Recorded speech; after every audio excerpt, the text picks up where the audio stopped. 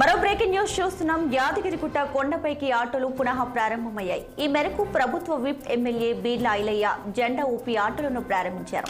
గత బీఆర్ఎస్ ప్రభుత్వం కొండపైకి ఆటోలను నిషేధించడంతో గత 2 ఏళ్లుగా భక్తులు తీవ్ర ఇక్కట్లు ఎదుర్కొన్నారు. తాజాగా కాంగ్రెస్ ప్రభుత్వ నిర్ణయంతో ఆటోలు పునః ప్రారంభం కావడంతో ఇటు భక్తులు అటు ఆటో డ్రైవర్లు ఆనందం వ్యక్తం చేస్తున్నారు.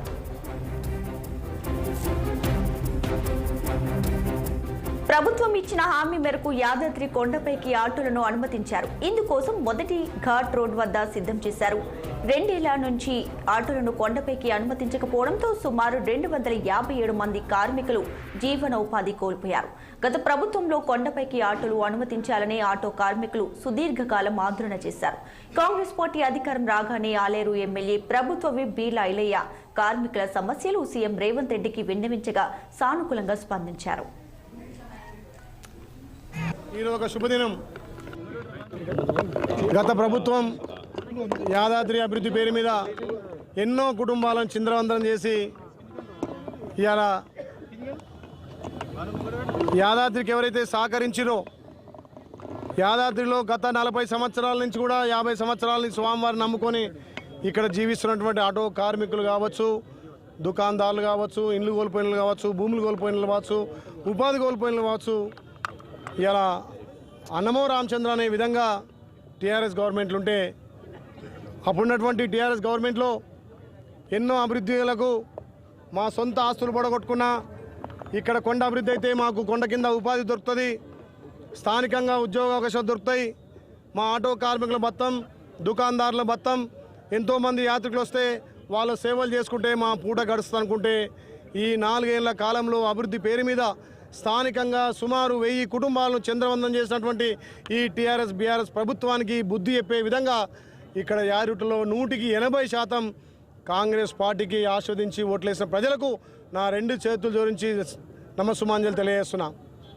ఏదైతే గత ప్రభుత్వం చేసినటువంటి ఆటోల అనుమతి నిరాకరించినటువంటి ప్రభుత్వం మీద అప్పుడున్నటువంటి మా శాసనసభ్యులు దిద్దల శ్రీధర్ బాబు, ప్రస్తుత ఐటీ మంత్రి గారు అసెంబ్లీలో కొట్లాడి వాళ్ళ జీవనంలో వెలుగులు నింపాలనే ఉద్దేశంతో ఆ రోజు ప్రతిపక్షంలో ఆటోల కోసం కొట్లాడినటువంటి ఘనత కాంగ్రెస్ పార్టీది. ఏదైతే నమ్మకంతో మా బిడ్డ వస్తే, మా నాయకుడు వస్తే ఈ ప్రాంతం అభివృద్ధి అయితే అని చెప్పి 180% ప్రజలు నమ్మి కాంగ్రెస్ పార్టీని మీ బిడ్డగా నన్ను గెలిపించినందుకు మీ రుణం తీర్చుకోవడం కోసం మొదటి అడుగుగా ఈరోజు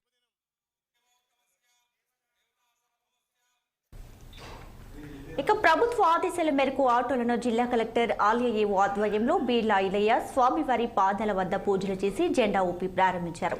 గత అసెంబ్లీ ఎన్నికల్లో కాంగ్రెస్ పార్టీకి ఓటు వేస్తే ఆటోలను కొండపైకి అనుమతిస్తామన్న హామీని కాంగ్రెస్ ప్రభుత్వం నెరవేర్చడంతో సర్వత్రా ఆనందం వ్యక్తమవుతుంది. రైట్, ఇదే అంశంపై మరింత సమాచారాన్ని మా ప్రతినిధి గిరి అందిస్తారు. ఫోన్లో గిరి, చెప్పండి, యాదాద్రి కొండపైకి ఆటోలను పునః ప్రారంభించడంతో ఆటో డ్రైవర్ల స్పందన ఎలా ఉంది? వారు ఏమంటున్నారు?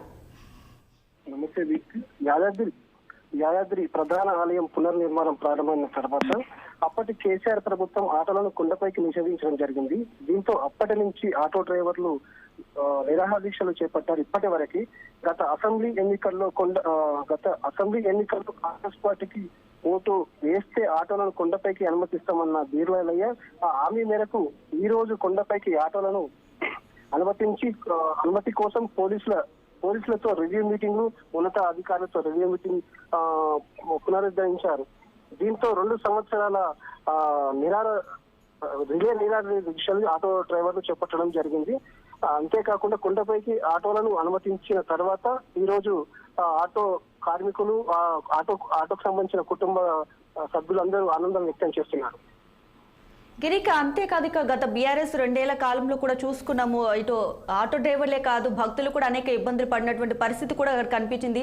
సో ఇప్పుడు ఆటోలు పునః ప్రారంభించడంతో భక్తులు ఎలాంటి స్పందన వ్యక్తం చేస్తున్నారు? గత 2-3 సంవత్సరాల తర్వాత కొండపైకి ఆటోలు లేక చాలా ఇబ్బందులకు గురైనారు యాదాద్రికి వచ్చిన భక్తులు.